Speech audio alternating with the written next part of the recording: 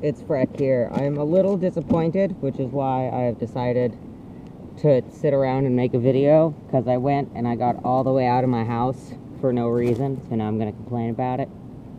So what I had been trying to go to was I saw a thing in our free weekly paper for a ladies-only bike ride, and I freaking love to try to make it to, like, anything ladies-only that I can make it to, which means, like, once or twice a year, because I'm great. So I wanted to take a moment to, because I've been considering thinking about it since I went on a camping trip recently, about sort of just talking about what I see the value of female-only spaces is, because I hear it come up in terms of people talking about things like Mitch Fest and women's shelters, and I'm too young and too sheltered, and I don't have a lot of experience with that, so I just want to sort of share what it's like for me.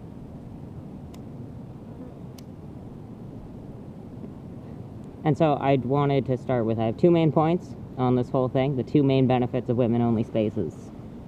One is that spaces like that have, from my research in history, been, and for me definitely are, they're my vacation from being asked about my pronouns.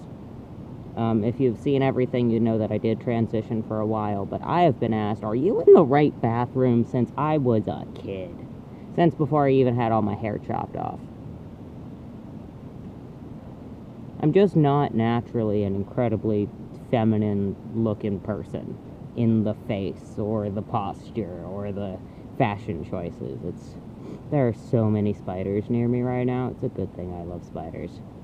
And so, my two main experiences with female-only spaces have been, there's a self-defense class in my town that I try to go to, and it's free, and it's every week, and I love it so much, and I'm not great at, like, I have really good acquaintances there. I wouldn't say that I've made, like, solid friends yet, but in just around a year of effort, I've made some solid acquaintances who seem to appreciate my being there, which is really good for me.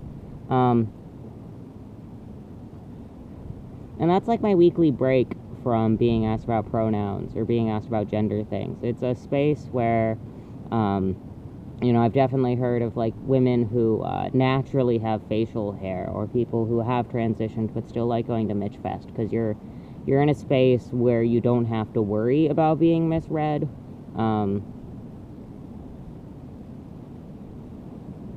I've been very lucky in my life with this, but people will say that gender non-conforming women have some sort of masculine privilege, but it's much more true in my experience that you have masculine privilege while you're passing, and then once some kinds of people, oh man, I hope you can hear me, but once certain kinds of people figure out that you're actually a chick, they lose their minds, they're the worst kinds of guys, it's no fun. So it's really nice to be in a space where I will automatically be known as a lady, of experience, I suppose, is a way to say it, of a different experience, but, it's really good to be able to have that sort of a space.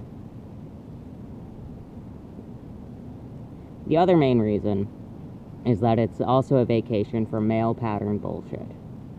Now, I'm not saying all men are monsters. I'm not saying only men are monsters. I'm gonna say, I learned this a lot more after I started transitioning and got to know some guys a little better.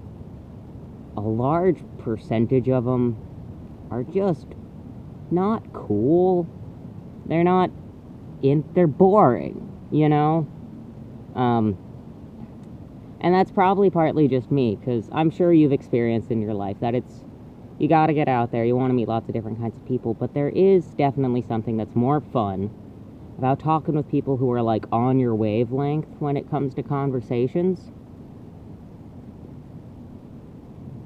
And because the way you were socialized and the way you were taught to talk with other people has a huge effect on your later method of talking to other people, I will find that jive, that good conversational rhythm with women, especially You know, people who are more like me. I never, ever, like, I saw two other ladies who were a butch couple who went to the self-defense class thing once, and I was so excited. I was just standing there afterwards like, hi, I don't know how to introduce myself, but like, wait, there's something in common here. Tell me about your life. Where do you hang out? Jeez.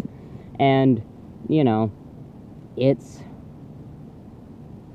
so rare for me to have anything like that. So when I was on the camping trip, and it's like this whole group of ladies who have all sort of, like, it's awkward at first because it's like the thing that we have in common is that we were all traumatized in kind of a similar way. Isn't that fun?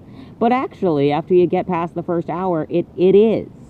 Because, you know, you can stand around and someone can say, like, yeah, no, my shoes are a little bit too big for me. And there's like 5 people in this group who are like, oh my God, same.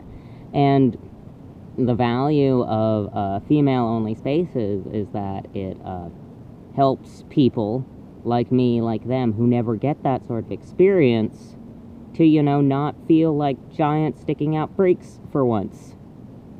Why is that so bad that we would, like, want that? That, you know, a bunch of ladies have to go all the way out to the woods in Michigan in order to, like, be able to find that with each other.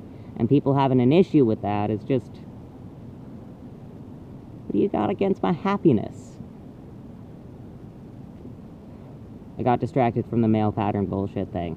Let me go back to that. There are other certain conversation tropes that I find happen more with men that I didn't really notice as much until I got chances to be in spaces with people who don't do that.